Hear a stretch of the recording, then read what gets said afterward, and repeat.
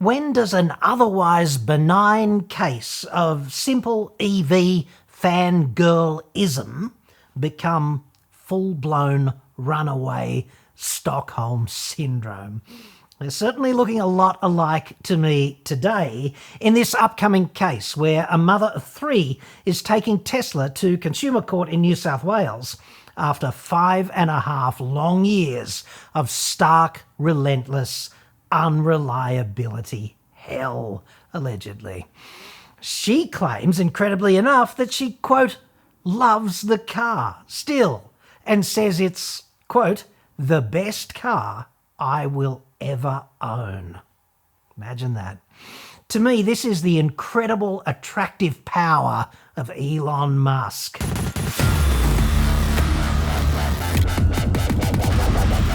I'm John Cadogan from autoexpert.com.au. New cars cheap, but Australia only, obviously. Website, card. Today's report opens a window into the fascinating world of EV ownership. It's also hilarity personified, frankly, written by Frank Chung, Chungy, who is my favourite Rupert Rag reporter, bar none. Chungy rocks. He's a brave dude, a one-man speed hump on the superhighway to net zero today, highlighting the case of Anne Bishop from Shitsville by the Sea on the New South Shitsvillian mid-north coast, which is a beautiful place to visit, briefly. AB became susceptible to the cult of electric utopia when she purchased an electric motorcycle way back in 2008, according to Chungy from Rupert's Rag. The virus lay dormant in her system for roughly a decade, and she didn't become a full-blown paid-up member until 2018, when she bought a used Model S.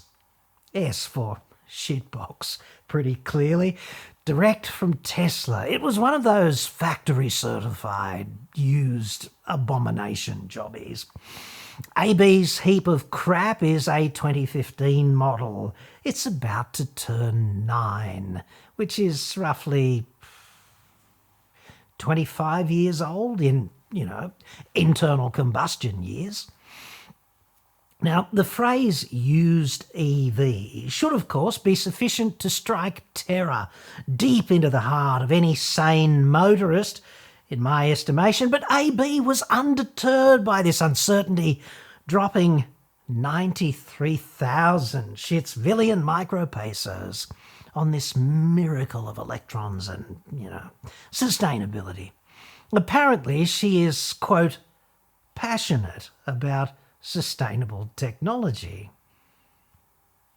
Whatever the fuck that actually means. To me, statements like this are up there with telling someone you're a, quote, friend of the earth. It's a leap of faith, but we believe in the technology. Well, you should believe in it, AB, because it exists. That's an ontological no-brainer, if nothing else. Existence always such a good reason to believe in anything. I believe in the Pacific Ocean for exactly this reason, and you should too, dude.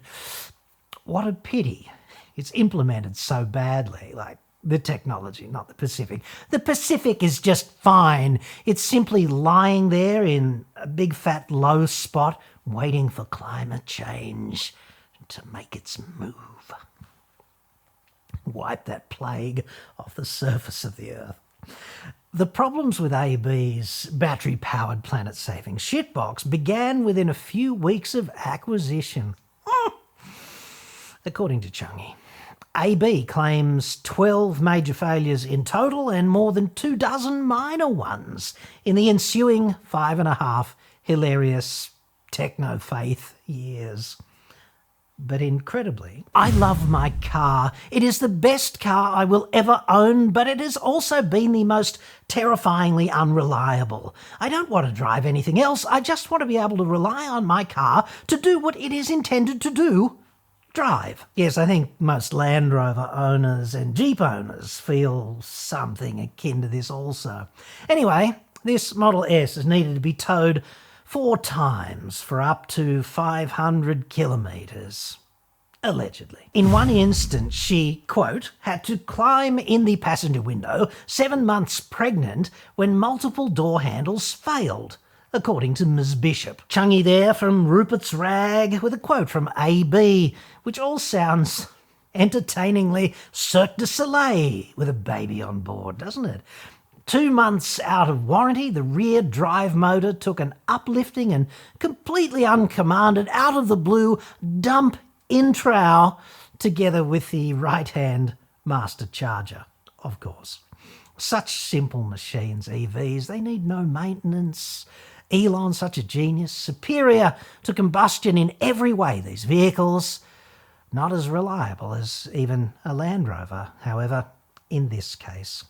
Now, here is a graph of initial reliability from JD Power in America, and that is Tesla. Right there, lodged deep in the graph's rectum.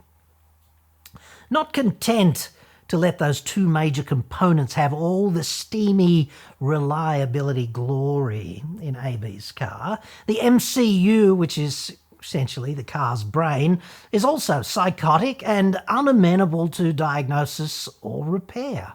Allegedly. It throws the most random errors. I go and park it sometimes and come back to find a window open. So many weird random things. Individually they're minor, but the fact it's been 5.5 years without a diagnosis is just weird. No, that's just incompetent, and not to mention endless fun. This is like diagnosis, the way Elon Musk has implemented full self-driving.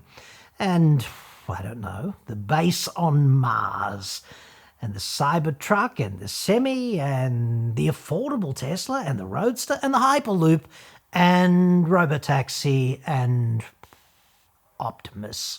We could be here all day, frankly, because he is so amazingly consistent like that. Tesla paid for AB's failed motor, but AB had to stump up 8,500 big ones for the master charger. Bastards. I suppose every cult has its largesse limit. This heap of crap, it was a Tesla-approved used car, right? It came with all of those meticulous inspections to ensure that the risk of outright shit boxery was effectively sidelined. So, AB is out there one day saving the planet, and she scrapes a traffic cone with the planet-saving S, and as you do, she takes it to a panel beater, who allegedly informs her that rats have been nesting in the green machine. Rats with no taste, obviously, but smart enough to evade detection during Big T's meticulous pre-purchase inspection.